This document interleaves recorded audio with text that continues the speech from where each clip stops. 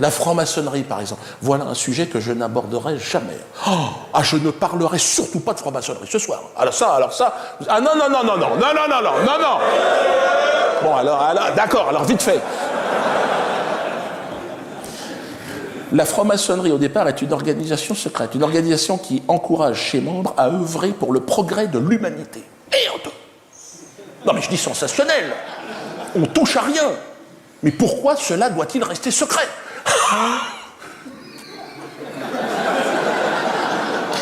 S'il existe une méthode pour vivre ensemble heureux, dans l'harmonie, dans l'amour, pourquoi la partager le plus vite possible avec le maximum de monde? C'est con ce que je dis. À moins que les francs-maçons ne vous considèrent pas comme leurs frères. Parce qu'entre eux, les francs-maçons sont frères. Quand tu es dans l'association et que tu es à court de tes cotisations, frère. À l'extérieur, pas frère. Merde.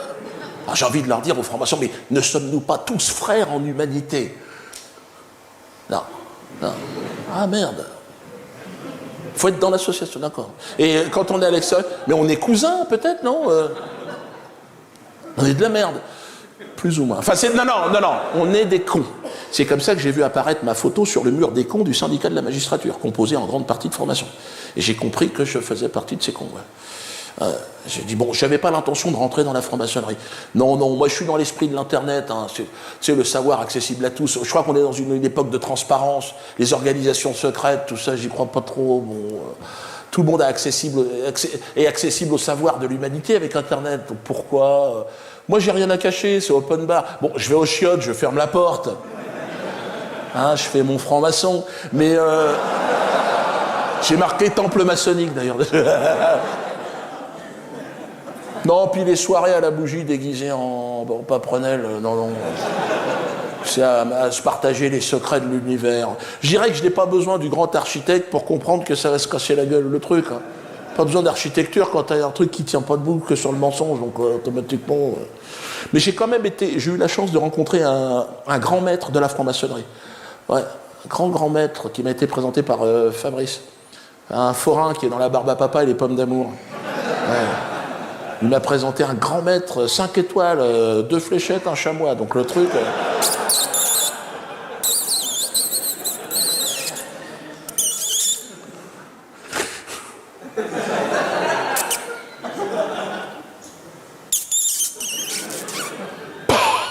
Donc là, ça veut dire... Au-dessus, c'est le soleil. Même pas, je dirais, le soleil, il est là. Donc il m'a été présenté par Fabrice. Fabrice, donc, qui est rentré dans la franc-maçonnerie, donc vraiment le forain. Il m'a dit, je suis rentré là-dedans pour les autorisations. Ouais. Lui, la philosophie, l'Égypte ancienne, les Templiers, rien à foutre. Hein. Il me dit, je suis franc-maçon pour profiter des relations, quoi. Pour les autorisations dans les mairies et tout ça. Il m'a dit, d'ailleurs, tu devrais toi aussi, Ludo, faire ça. Je lui ai dit, je sais pas... Je lui ai dit, me parraine pas, tu vas avoir des emmerdements. Mais il m'a dit, viens, je connais un grand maître. Alors, il m'a présenté son maître. Donc, on est arrivé dans le temple maçonnique. C'est vrai que c'est impressionnant. C'est vrai. Alors, déjà, il se serre la main, on dirait des rappeurs. Tu sais, ils ont un truc dans les pattes. Hein. Tac, tac. L'autre, il prend son pouls. C'est bon, tu peux y aller. Merde. Après, une fois dans le temple, il a expliqué en tant que novice, tu n'as pas le droit de parler pendant 1 an. Merde. Je lui dis, mais par exemple, s'il y a un incendie, je dois vous informer de ça ou il m'a fait chier. Tout de suite, j'ai vu que je lui cassais les couilles. Hein. C'est bon, je laisse le feu, pas de problème. Après, il a expliqué toutes les personnalités, les grandes personnalités du monde, tu sais, qui sont dans la franc-maçonnerie. C'est là que tu vois qu'on est de la merde, hein, quand on n'est pas dedans. Mozart, Napoléon. Et à un moment donné, il dit Achille Zavata. Ah, j'ai merde, je le connais. Tu sais, ça m'a sonné. Non, parce que je me suis identifié. Comme c'est un clown, automatiquement, tu vois, je me suis... Lui, il m'a fait chut. Merde. J'ai dit, pardon. Et en disant pardon, j'ai dit, merde, je vais encore en parler. Merde, tu sais, c'est ni oui ni non, le jeu, alors.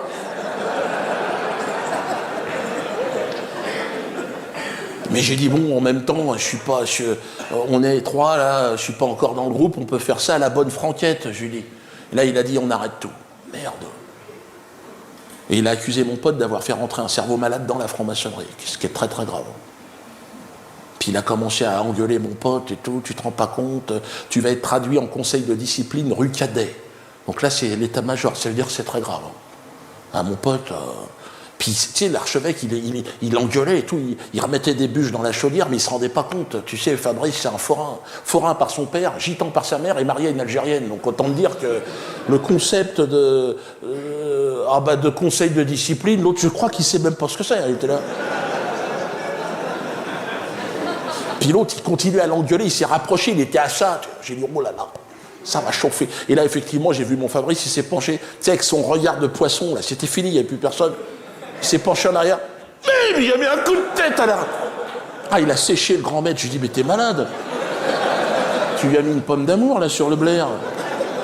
Il me dit, ouais, ben, j'ai pas pu, c'est parti tout seul. Merde. Qu'est-ce qu'on fait? Il me dit, on se casse. Donc on est parti, bon, il a chouré un chandelier, puis on est parti, quoi. Mais il est prêt à le rendre, le chandelier. Hein. Pour ça, je voulais pas parler de la franc-maçonnerie, vous m'emmerdez. Comment faire de sa mort un acte politique, de sa mort naturelle et civile, hein. Ah oui, parce qu'un soldat mort au combat, bon ben là, sa mort va encore servir de propagande de guerre. Le soldat, malheureusement, le pauvre, il a signé. Hein. Il a donné sa vie, sa mort et sa mémoire. Là, il aurait dû négocier un peu, parce que une mémoire bien négociée, ça peut faire un billet quand même. Hein. Il y en a qui ont fait fortune. Enfin, pour lui, ça sera... Pour le soldat mort au combat, évidemment, le devoir de mémoire sera beaucoup plus modeste.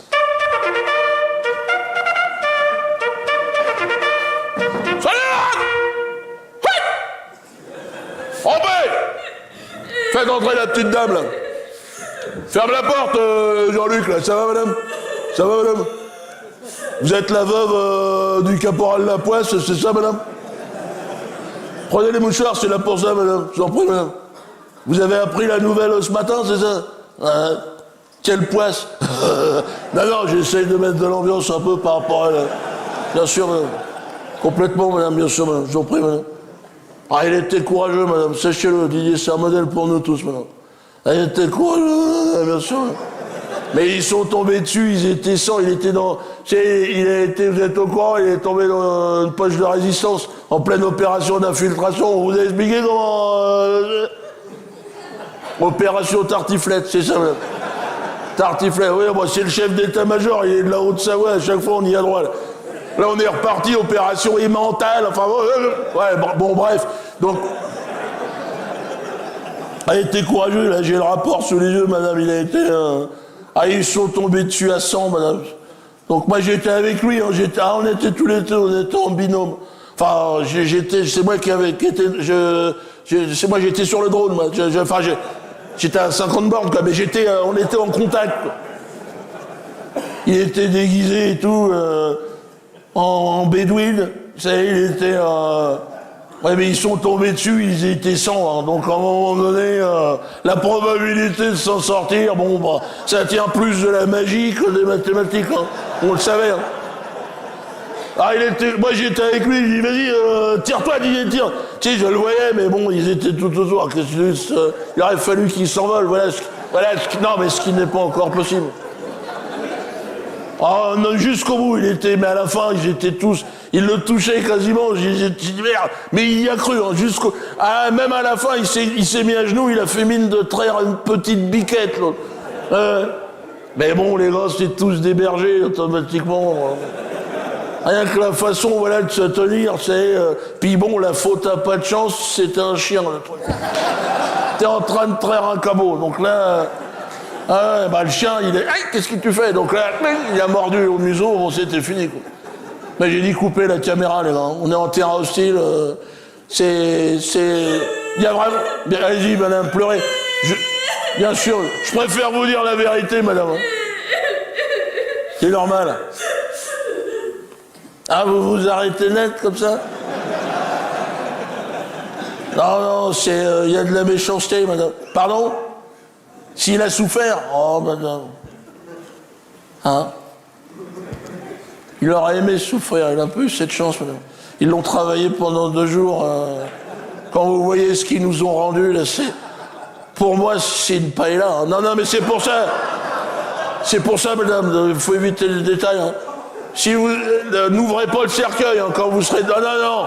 On a mis un joint, touchez à rien, madame. Je crois qu'il faut rester avec Didier, de lui, le souvenir avec les pièces dans l'ordre, parce que là... Ah ouais, il y a de la méchanceté dans l'humanité. Hein.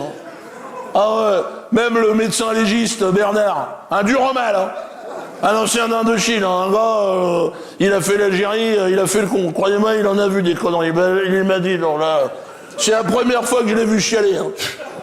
Il était devant la fenêtre, j'ai dit, qu'est-ce qui t'arrive, Bernard? Ah, il m'a dit, j'en peux plus.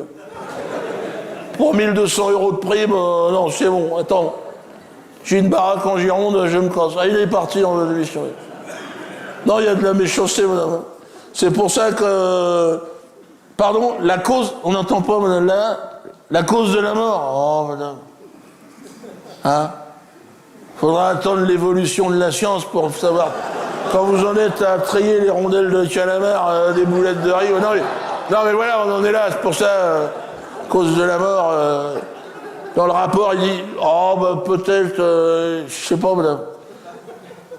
Bah, peut-être quand ils l'ont transfusé au gasoil, l'ablation du sternum à la hache, en tout cas, il vivait encore quand ils ont extrait la colonne vertébrale. Parce qu'ils ont enclenché le petit micro qu'on lui a... Ouais, je l'ai entendu couiner, j'ai dit, là, il est encore là, mais bon. Voilà, c'est pour... Non, mais madame, évitons les détails, je crois qu'on est... Voilà. Ouais, faut penser à vos enfants, madame, maintenant. Hein. Faut vous tourner vers l'avenir. D'accord? Vous avez 4 beaux enfants que vous avez eus avec Didier. Bon, ben maintenant, hein, avec Didier ou d'autres, je sais pas. Avec Didier, d'accord. Ouais, bon. De toute façon, vous savez, on est militaire, on part en mission pendant 2 ans, on s'imagine bien que... Hein, avec Didier, d'accord. Ne vous inquiétez pas, de son côté, il s'est bien amusé. On est parti, ouais. Petits frères, des petites sœurs, il y en a un peu partout, mais... Non, voilà, avec l'amour, mais non, ce que je veux, madame, je suis en train de parler. L'avantage, non, mais c'est que dans votre malheur, il est mort au combat, sur le théâtre des opérations, ben, ça change tout, c'est-à-dire que vous avez accès à la prime. Non, madame, je sais bien, ça va vous permettre de respirer, ce que j'essaye de dire. 2000 €. Ah, ça tombe tous les mois, comme un salaire, hein. Ah, jusqu'à ce que les enfants soient en âge de se droguer, quoi. Là, les obsèques, ah, tout est pris en charge, madame, il est mort au combat, madame. Tout est pris en charge. Et le général, il a dit, hein, on va faire ça aux petits oignons. Vous allez être... Enfin, façon de parler, mais je veux dire... Non, mais vous allez être fiers, madame, vous allez être fiers. Les enfants vont grandir sans leur père. C'est clair, ça va leur faire un manque. Non, mais on va pas se mentir. C'est des gosses à l'adolescence, hein, bon, bah, ça va se foutre en l'air. Mais, ils vont garder en mémoire la levée de drapeau dans le corps de la caserne, avec tous les collègues en tenue de parade. Képi blanc, fourragère dorée, tout le monde pareil, c'est bon. Ça marque un gosse. Toute la fanfare, ils sont là. Et ils ont dit, on sera là pour dire, le chef de fanfare, il va venir de 15 km. Il a dit, je veux être là. Il a répété. Non, ils ont répété pour lui spécialement la chanson qu'il adorait, là. Hein, les portes du pénitencier. Hein, de Moustaki, je sais pas... Ah, il l'aimait pas, cette chanson? Ah, il y aura ça. Et...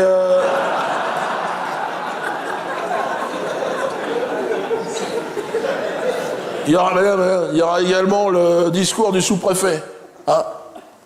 Non, ben, je ne devais pas en parler, mais il y a le discours du sous-préfet.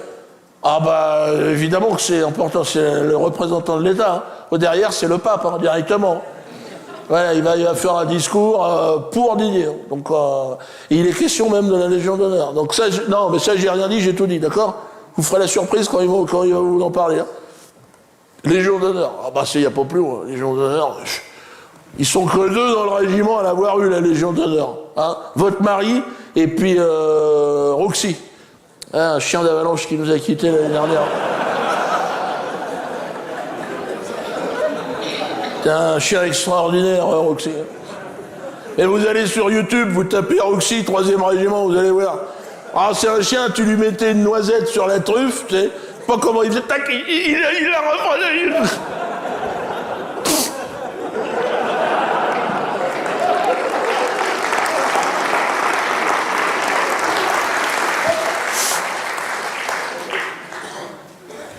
passons, parce que là, ça va trop loin. Donc, j'en étais où? Le sous-préfet, voilà, discours du... Il y aura la presse aussi, madame, la presse. Donc, voilà, donc il y aura les photographes, il y aura tout ça. Hein. Donc, passez chez le coiffeur, hein, parce que il y a des petites bouclettes, c'est approximatif. Là, vous sortez du coiffeur? D'accord, mettez un bonnet. Donc, il y aura... Son nom, j'ai pas fini, le nom Didier Lapoisse sera gravé sur le monument aux morts de la caserne. Donc ça aussi, c'est un prestige. Le grand monument, quand vous rentrez dans dans le parking, vous sortez du kebab. Il y a le magasin pour les pneus, là, voilà. À quoi aura servi sa mort? Bon, vous voulez parler de l'opération Tartiflette, on va pas se mentir, non, on vous doit la vérité, madame. C'est aussi le fruit d'un malentendu, on va pas y aller par tête chaude. Selon nos informations, l'ennemi était en possession d'armes de destruction massive. Allez, la blague qu'ils nous font à chaque fois. Donc, voilà. Donc après vérification, ils n'avaient rien du tout, de canif, un lance-pierre, bon. Non, mais c'est apparemment l'opérateur radio, Joseph, un Antillais, l'autre, ça avait zouké toute la nuit, coup de rhum là-dessus, bon, on a loupé une opération d'information. Il est mort pour rien, pas tout à fait, madame, oh. L'armée fait un pas vers vous, faites un pas vers la maison. Ouais, mais attention, madame, 2000 €, c'est pas rien. Allez dire ça aux Français qui se saignent aujourd'hui. Oui, faut y penser aussi, madame. Hein.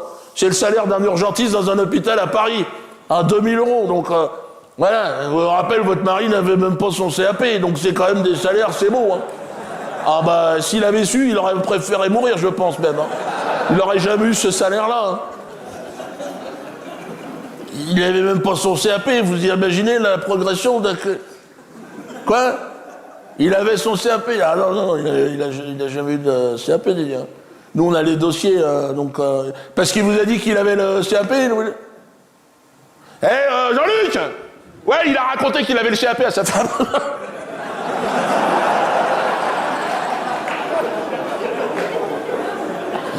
Vous descendez de loin, hein.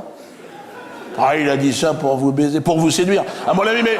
Madame, je vais voir avec le sous-préfet. Ok? Il y a peut-être moyen, à titre posthume, de lui dégoter le CAP. Non, mais c'est pas pour vous, mais je pense aux gosses, ça leur fait un bel héritage quand même.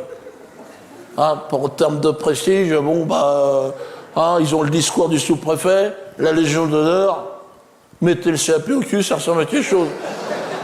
C'est des gosses, ils vont... ça leur empêchera pas d'avoir une vie de merde, ils sont nés en France, mais bon, ils auront un père mort en héros. Et c'est quand même mieux que d'avoir un père mort d'un AVC dans les chiottes d'une usine à Dunkerque.